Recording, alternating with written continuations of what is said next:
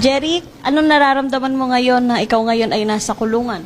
Sanay na po ako kahit saan po mapunta, kaya wala po, masaya lang. Sa tingin mo, bakit ka napunta dito sa kulungan? Yung kinasuhan po ko, di ba, ninakawan kami, tapos ang ginawa ko, sinundan ko sila, binasag ko yung bintana, kinasuhan ako. Kaya ako nakulong, ma'am. Bakit mo binasag yung bintana? Nauna po silang gumawa ng kasalanan. Nakita mo ba talaga? Opo, nasa bahay po ako, ninakaw nila yung mga gulay namin, tsaka sili. Bakit palagi ka na nagwawala doon sa barangay ninyo? Kahit kunti po silang nagsasabing ay bastos ako, kunti lang po sila kasi kaaway nila ako. Kaya yun ang sinasabi nila. Ipagtanong ako doon, talagang mabait po ako.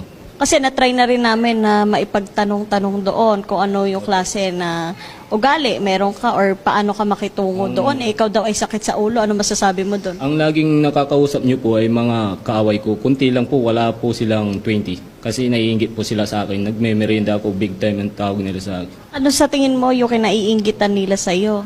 Yung ako po'y may bilin sa aking general na lolo na Benjamin Magalong. Sabi ng lolo ko, siga overall daw ako. Kaya lagi akong kinukurso na daan kahit nakaupo lang.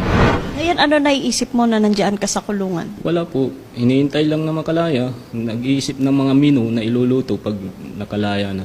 Mga pansit na tinawag kong pansit agasang manananam. Yung sobra sa na sarap yung mga luto. Ikaw ba ay nagdodroga? Ay hindi po.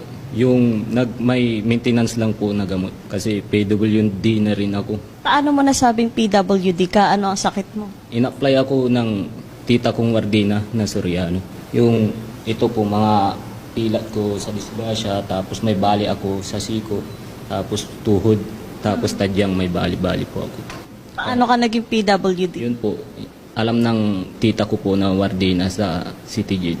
Kaya in-apply akong PWD para makatipid po ako sa gamot na maintenance. Ano yung maintenance na iniinom mo para saan? Ulansapin po, pampakalma kasi isip na ako ng isip. Kasi po ako'y tinatawag na genius sa school. Nag-iisip po ako ng mga kanta dahil sa Biblia po may awit po. Kaya nag-aawit ako lagi na mag-isa. Anong grade ba ang tinapos mo? Natapos ko po ang kolehiyo, teacher po, maestro. Kung teacher ka, bakit nag-aamok-amok ka sa barangay ninyo at wala kang trabaho? Yung nagtatrabaho po ako sa pabrika po sa Bataan. Nakalib po ako. Pero bakit pati yung pamilya mo tinatakwil ka na? Hindi ko po yung pamilya, yung kanayon lang namin yun. Kaya mali po yung salita nilang pamilya ko sila. Yun po. Pero paano yan? May mga ebidensya na may hawak ka ng itak? Wala, kahit tanungin nyo yung intel na nanghuli sa akin, tito ko yun, inabot sa kanya yung itak. Maraming